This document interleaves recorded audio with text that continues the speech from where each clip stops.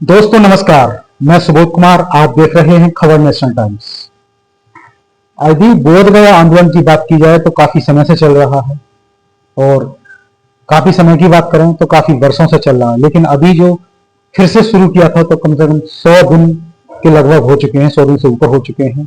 और जैसे कि आपने देखा कि उसमें भंते दिनचर्या जी जेल जा चुके हैं तमाम। जैसे कि आकाश लामा की बात की जाए तो आपस में ही बढ़ने की जो खबरें आ रही हैं, आंदोलन किस तरह से कमजोर हुआ है, तो इस सब पर बात करेंगे हम। हमारे साथ उपस्थित हैं मुकेश गौतम जी, इन सब पर चर्चा होगी। जी जी, तो मुकेश जी क्या कहेंगे कि जिस तरह से जो आंदोलन चल रहा था बोध गया का, और अब जैसे कि आकाश लामा पर भी तमाम आरोप लग रहे हैं, और उधर अगर दूसरी तरफ देखा जाए तो भंते बिनचर्या जी जेल जा चुके हैं, और अभी बुद्ध पूर्णिमा पर जो हुआ था, जिस तरह से बर्बरता की गई लोगों के साथ, तो इन सब पर क्या कहेंगे? दर्शकों को मेरा जय भीम, जय रविदास। बोध गया का आंदोलन कोई आज का आंदोलन नहीं है। उस आंदोलन को पुनः स्टार्ट हुए करीबन 120 दिन के आसपास हो चुके हैं। हमारे साथी मनोज अंतानी जी बड़ी लंबी कवरेज उन्होंने उस प्रोग्राम की है, और उन्हीं वो वहीं पर थे जब जो वहां के गवर्नर हैं बिहार के, तो बुद्ध पूर्णिमा पर जब पूरा देश बुद्ध पूर्णिमा का महोत्सव मना रहा था, तो बुद्ध गया के अंदर, महाविहार के अंदर जो मुस्लिम कम्युनिटी के से आते हैं गवर्नर साहब, ब्राह्मणों की देखरेख में उन्होंने वहां पर पूजा अर्चना की। ये बड़ा दुख का विषय है। एक तरफ भारत के अंदर भारत सरकार इस देश को हिंदू राष्ट्र बनाने की बात करती है, और जब बौद्ध अनुयायी अपना हक अधिकार प्राप्त करने के लिए आंदोलन करते हैं, तो मुस्लिम व्यक्ति को लाकर पूजा अर्चना कराई जाती है। तो क्या उन्हें नहीं पता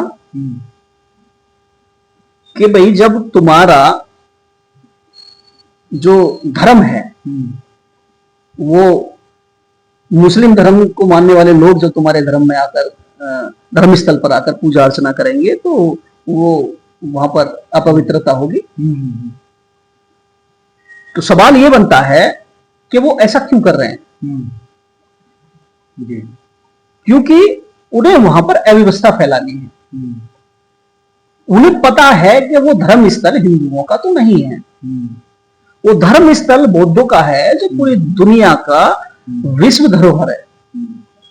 पूरी दुनिया के करीबन 85-87 देशों में बौद्धिस्ट हैं, वो पूरी दुनिया के लोग आते हैं। और मोटी मोटी जानकारी ये भी है कि वहां पर एक दिन में 2 से 2.5 करोड़ रुपया चंदे के रूप में आता है। तो लड़ाई चंदे की, लड़ाई अर्थ से जुड़ी हुई है सारी की सारी। दूसरी बात एक और, दिनचार्य जब गाजियाबाद में आए थे तो मेरी 2 बातें उनसे हुई थी। मैंने उनसे कहा था, आदरणीय भंते जी, हम इस आंदोलन को, ये पहली बात तो इसमें जो एक्ट लागू है 1949 बीटी एक्ट, वो असंवैधानिक एक्ट है। क्योंकि संविधान लागू होने के बाद संविधान से बने हुए पहले जितने भी एक्ट थे वो सभी शून्य हो गए थे। चाहे वो मनुस्मृति थी या जो भी अन्य थे, वो सभी शून्य हो गए थे। लेकिन ये वीटी एक्ट अभी तक शून्य नहीं हुआ। अब से पहले भी सुप्रीम कोर्ट में गए तो सुप्रीम कोर्ट ने राज्य सरकार पर उसे छोड़ दिया। ये निष्पक्ष नहीं था। ये सुप्रीम कोर्ट की जिम्मेदारी थी कि जो एक गैर संवैधानिक एक्ट है उसे समाप्त कर दिया जाए। तो यहां पर एक धर्म को कमजोर करने के लिए या उसके धर्म स्थल पर अनैतिक रूप से कब्जा कराने में कहीं ना कहीं साइलेंट रूप से समर्थन दिया। दूसरी बात यह आती है कि क्या सचमुच में ही जो बौद्ध अनुयायी हैं, बौद्ध मॉन्क हैं, वो सच में ही उस बौद्ध विहार को मुक्त कराना चाहते हैं? सवाल ये भी तो है। जब हजारों सालों से इस बौद्ध विहार पर उनका कब्जा चला रहा है, 1950 के बाद चुनावी प्रक्रिया शुरू हो गई। जब चुनावी प्रक्रिया शुरू हो गई तो हर 5 साल में चुनाव होता है। क्या आज तक आप इतना काम नहीं कर पाए बिहार के अंदर कि पूरे देश के अंदर बौद्ध मॉन्क हैं, वो मठों में रहते हैं, अपना काम करते हैं, लेकिन वो राजनीति से दूर रहते हैं। यही उनके फलने फूलने में रुकावट बना हुआ है। अगर वो राजनीति में एल्बम में से दिखाते अपनी भागीदारी रखते तो वो फलते फूलते, और उनके जो धर्म स्थलों पर नैतिक रूप से कब्जा हो रहा है वो नहीं होता। तो मैंने विनयचार्य जी से कहा कि आदरणीय भंते जी, ये लड़ाई ना तो आज की है और ना 4 दिन में समाप्त होने वाली है। हमें चाहिए कि बहन कुमारी मायावती जी से बात करें, क्योंकि बहुजनों की एकमात्र लीडर बहन जी ही हैं। उन्होंने बुद्ध के सपनों का उत्तर प्रदेश स्थापित किया, सम्राट अशोक के सपनों का बौद्ध उत्तर प्रदेश को स्थापित किया, है ना, हमने देखा।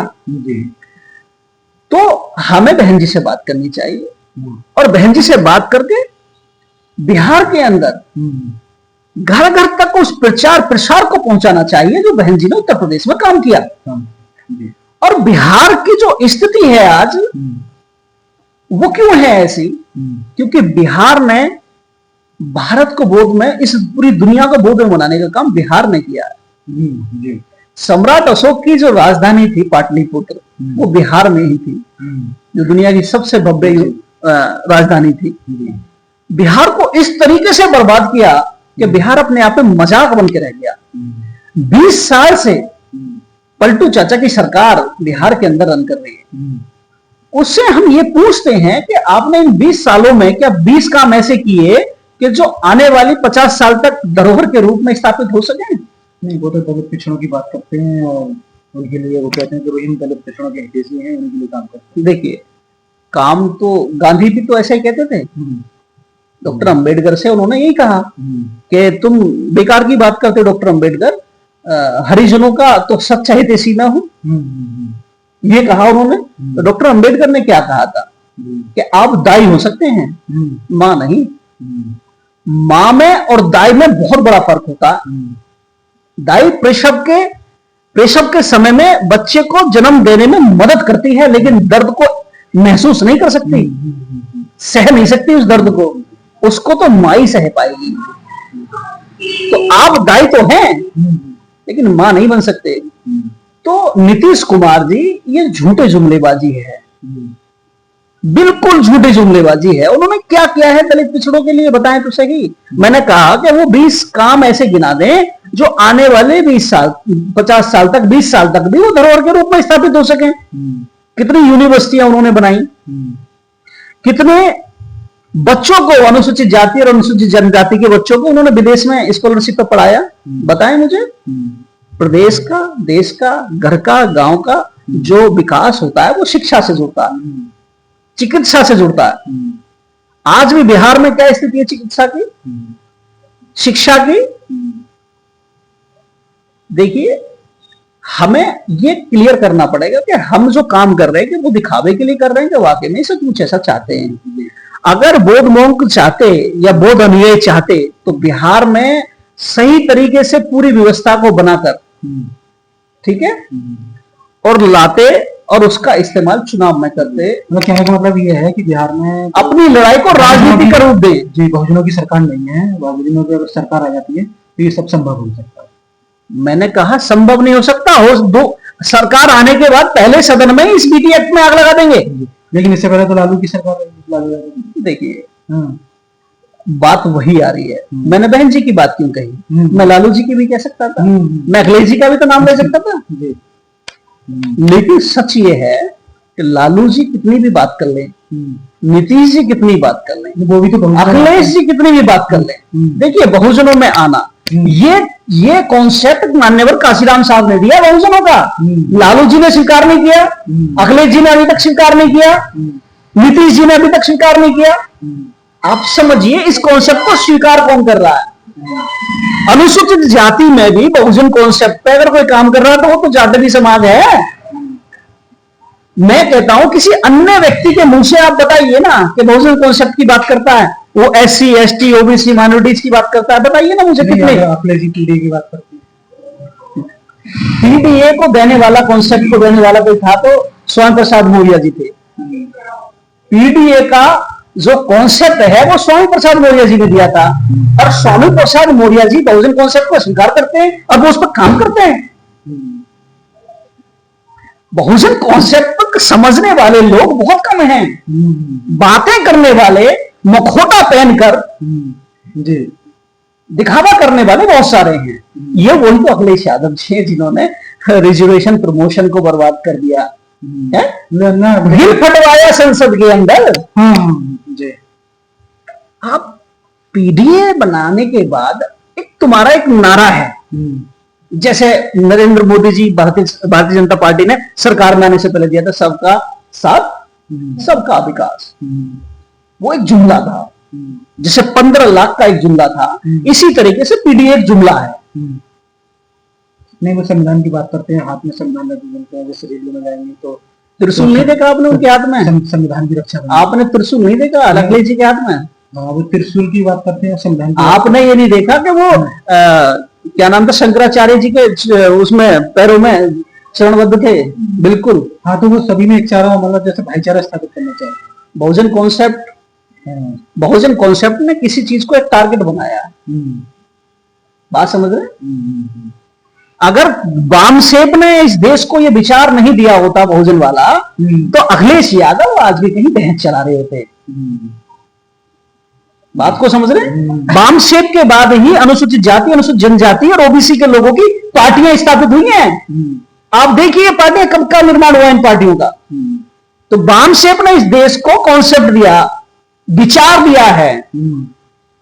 आज जितना भी विचार अगर हम कह दें आरएसएस के विपरीत जो विचार है, जो मानवतावादी विचार है, उसे देने वाला, उसका निर्माण करने वाला इस देश के अंदर कोई है तो वो वामसेप है। वो मान्यवर काशीराम साहब, डीके खापर्डे और बीना बना साहब हैं। तो अभी हम बात कर रहे थे बोध गया आंदोलन। बोध गया आंदोलन की मैं यही कह रहा हूं, उसका एकमात्र निचोड़ यही है, कुछ मैंने ये कहा, कुछ दिन के लिए चलाते रहिए, लेकिन ज्यादा फोकस राजनीति पे करिए। जिस धर्म को राजनीतिक सहयोग नहीं मिलता जी, वो अकेला पड़ जाता है, वो धीमा पड़ जाता है जी, और वो कमजोर हो जाता है। आप देखिए, जब इस देश के अंदर शासक मुस्लिम शासक थे, तो आप देखिए इस देश की स्थिति और इस सत्ता की क्या स्थिति थी। जब देश आजाद हुआ तो 31.5% मुस्लिम सरकारी जॉब में थे, और भारत की 67% जमींदारी पर कब्जा मुसलमानों का था, क्योंकि 800 साल तक पीछे राज किया उन्होंने, जिम्मेदार वही थे। फिर परिस्थितियां बदली, और उसके बाद गोरे अंग्रेजों को जाने के बाद काले अंग्रेज सत्ता में आए, तो फिर जिम्मेदार काले अंग्रेज हो गए ना। तो जिस धर्म के साथ सत्ता का सहयोग होता है वही फलता फूलता है, उसी के धर्म स्थल मजबूत और स्वतंत्र होते हैं। तो बौद्धों को ये चाहिए कि बिहार में सरकार स्थापित करें, बहुजन समाज पार्टी की करें, या जो भी उनको अपना सहयोगी नजर आता है। मैं बहुजन समाज पार्टी का प्रवक्ता नहीं हूं, लेकिन जो उनके कार्यकाल रहे हैं, जो उनका काम रहा है, वो अविस्मरणीय है, उसे भुलाया नहीं जा सकता। जी। तो ये सोचना चाहिए उन्हें, उस विषय पर काम करना चाहिए। बीटी एक्ट मुश्किल से मुश्किल 5 मिनट का काम है सदन के अंदर खत्म करना। 5 मिनट, उसके लिए हम कुर्बानी दें, उसके लिए हम जेल जा रहे हैं, उसके लिए हम लाठी खा रहे हैं, उसके लिए हमारे धन की हानि हो रही है, कितनी पीड़ा सह रहे हैं हम। सत्ता बना देंगे, 5 मिनट में काम खत्म। अच्छा, ये जो बौद्धिस्ट आंदोलन चल रहा है बौद्ध को बचाने के लिए, जैसे बिहार में इलेक्शन भी आने वाले हैं, तो क्या इन चुनावों पर असर पड़ेगा इस चीज का? मुझे नहीं लगता। रीजन है, नहीं, आवाज तो जाएगी ना, तो जिस तरह से आवाज आ रही है बाहर निकल के, तो लोगों पर असर तो पड़ेगा। नहीं, दरअसल में क्या ना, आंदोलन बोध गया में हो रहा है, बिहार में नहीं हो रहा। आंदोलन बिहार में होना चाहिए, बोध गया में चलता रहे, ठीक है, लेकिन जो बड़ा आंदोलन हो वो पूरे बिहार के अंदर होना चाहिए, संपूर्ण बिहार के अंदर क्रांति होनी चाहिए। समझ रहे हैं ना? सत्ता परिवर्तन का आंदोलन सभी परिवर्तन के आंदोलनों से बहुत ज्यादा बड़ा होता है, तभी संरक्षण मिलेगा। और फिर उसके बाद जब सत्ता आपके हाथ में होगी तो वर्ल्ड क्लास लेवल का अभी तो वहां पर ऐसी व्यवस्थाएं भी नहीं है। आप गए कभी? मैं 2018 में गया हूं, मैं गया हूं, मैंने देखा है सड़कें भी टूटी पड़ी है वहां जाने की। अरे जब तुम सत्ता में आओगे तो उसका संपूर्ण विकास करोगे, राष्ट्र स्तर की, विश्व स्तर की धरोहर है। नीतीश कुमार जी सुशासन बाबू के नाम से कहे जाते हैं, तब भी सड़कें फिर इस तरह की। वो पलटू चाचा के नाम से मशहूर है, सुशासन नहीं। नहीं, कभी सुशासन भी आया है रहा होगा, वो जुमला रहा होगा उनका, लेकिन सच तो ये है कि वो पलटू चाचा के नाम से मशहूर हैं पूरे देश के अंदर, और उनका कुछ पता नहीं है वो कब किधर पलटी मार जाएं। और अगर सही तरीके से बौद्धों ने दबाव बना दिया तो हो सकता है कि वो बौद्धों के साथ खड़े होकर और पलट जाए, इन्हीं का सहयोग कर दें। उस आदमी को कुछ नहीं पता, उस आदमी को सत्ता में बने रहना चाहता है। जी, जैसे एक तरफ अगर बात करें, जैसे भिंते बनाचार्य जैसे जेल में हैं और उधर जैसे कि आकाश लामा पर तमाम आरोप लग रहे हैं, तो क्या इस तरह से ये आंदोलन कमजोर पड़ रहा है या ये आगे तक बढ़ेगा? क्या मतलब आप क्या कहेंगे इस टाइम पर? देखिए, आंदोलन तो चलेगा। रही विनयाचार्य बोध जी, बंते जी का जेल में जाना, तो ये उनकी कुर्बानी है और वो बौद्ध धर्म का नेतृत्व कर रहे हैं इस आंदोलन में, और ये मुझे लगता है कि ये उनके लिए बहुत गर्व का विषय होना चाहिए, क्योंकि वो नेतृत्व कर रहे हैं। और ऐसे लोग बहुत कम होते हैं जो धर्म के लिए या जात के लिए या देश के लिए या अपनी कम्युनिटी के लिए जेल जाते हैं, आंदोलन करते हैं। बहुत कम लोग होते हैं। और रही बात, जमानत तो हो ही जानी है बहुत जल्दी। रही बात आकाश लामा जी, इस तरीके की चीजें आंदोलन को तोड़ने के लिए, कमजोर करने के लिए आ जाती है बीच में। लेकिन अभी कोई साक्ष्य या कोई ऐसी चीज अभी सामने नहीं आई है कि जिस तरीके से लोग कह रहे हैं, और मैं भी उस बात को रिपीट कर दूं, हो सकता है ये कोई षड्यंत्र रहा। मुझे नहीं पता कि आकाश लामा जी का कैसा चरित्र है और कैसा उनका व्यवहार है, लेकिन मुझे वो चीवर में नजर आते हैं, तो मुझे बुद्धिस्ट नजर आते हैं।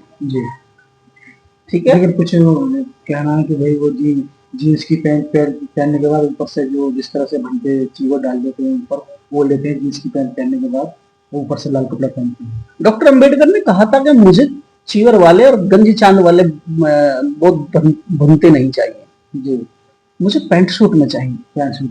बात समझ रहे हो? तो जींस की पैंट भी अगर पहन रहे हैं तो क्या दिक्कत आ रही है?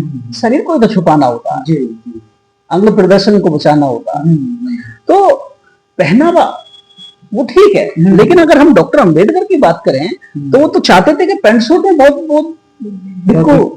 घूमे, और वो जाए बोले मैं बौद्ध मॉन्क हूँ भाई, मैं भिक्खु हूँ और मैं तुम्हें आया हूं तुम्हारे बीच में बुद्ध के बारे में बताने।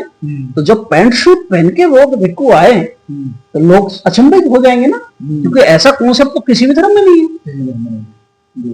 अच्छा, जो जिस तरह से आंदोलन चल रहा है और यहाँ पे जैसे अभी मैंने कहा था कि इलेक्शन भी आने वाले हैं, तो इन सब चीजों को देखते हुए आप जो बौद्धों के अनुयायी हैं, जो बौद्ध मॉन्क हैं, उनके लिए क्या संदेश देंगे? जैसे कि अभी आपने कहा अभी कि एक बार बहुजनों की सरकार वहां पे बना दो या बन जाए तो पूरी व्यवस्था सही होगी, तो क्या संदेश देना चाहेंगे इन सब चीजों को देखते हुए? मैं दावे के साथ कहता हूं, मैं जो बोल रहा हूं उस शब्द के लिए खुद मालिक हूं, खुद जिम्मेदार हूं, और ये सच है। हमने देखा है बिहार के अंदर जिस दिन बुद्ध को, डॉक्टर अंबेडकर को, काशीराम साहब को मानने वाला व्यक्ति मुख्यमंत्री बनेगा, जिस तरीके से बिहार में बहन बेटियों के साथ बलात्कार होते हैं, जमीन छीन ली जाती है, घर में घुसकर आग लगा दी जाती है, जिंदा जला दिया जाता है, ये सब तो रुकेगा ही। जो हजारों सालों से ये बीटी एक्ट वाला मामला चला आ रहा है, जो बौद्ध महाविहार पर कब्जा है दूसरे धर्म के लोगों का, मैंने कहा वो 5 मिनट के अंदर समाप्त किया जा सकता है, और ऐसे एक्ट का निर्माण किया जा सकता है कि दूसरे धर्म के लोग दूर दूर तक नहीं भटकेंगे। तीसरी बात, वो विश्व स्तर की धरोहर तो है, लेकिन वहां डेवलपमेंट ऐसा नहीं है। जब सरकार आएगी तो हो सकता है कि आने वाले 50-50 किलोमीटर दूर तक इस तरीके से विकसित कर दिया जाए कि विदेशों से सीधा हवाई जहाज भी लैंड करेगा। ऑटो में धक्के खाने की आवश्यकता नहीं है, टूटी हुई सड़कों पर धक्का खाने की आवश्यकता नहीं है। तो उसके लिए सब लड़ाई करनी पड़ेगी। लड़ाई है राजनीति की। राजनीति को मास्टर चाबी है कि सभी समस्याओं का समाधान करती है। तो मैं यही कहूंगा बौद्ध अनुयायियों से, बौद्ध भिक्षुओं से कि आदरणीय आप सब बिहार की राजनीति का तख्ता पलट कर दीजिए और अपने लोगों को सत्ता सौंपिए। उसके लिए आप आंदोलन करिए। ये लड़ाई, बहुत सारी लड़ाई ऐसी है, हमें महाबिहार की नजर आती है। बिहार छोटी जगह तो है नहीं, बहुत सारी लड़ाई ऐसी है ना। तो सारी चीज, तीन ही तो लड़ाई है इस धरती पर, जर, जोरू और जमीन। और आपके पास इन तीनों को लेकर बड़ा अत्याचार हो रहा है। तो अगर ये तीनों चीजें सुरक्षित करनी है तो आप सत्ता को लेकर आइए, राजनीति के लिए काम करिए। धन्यवाद जी। तो बोध गया आंदोलन के साथ साथ सत्ता का भी पलट कीजिए, राजनीति में आइए, और यदि आपकी बहुजनों की सरकार आती है तो ये सब चीजें आसानी से हो जाएंगी। तो मैं सुबोध कुमार, खबर नेशनल टाइम्स, गाजियाबाद, बहुत बहुत धन्यवाद।